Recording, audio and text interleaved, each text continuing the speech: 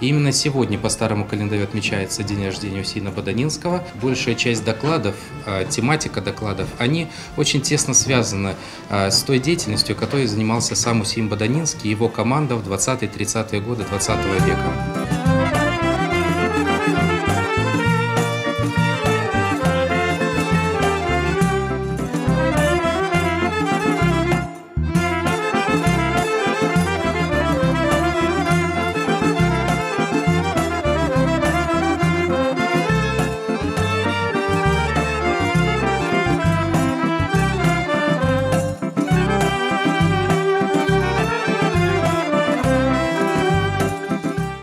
Нужно сказать, что в Крыму до середины XIX века домотканое полотно было основным материалом для изготовления одежды и предметов быта.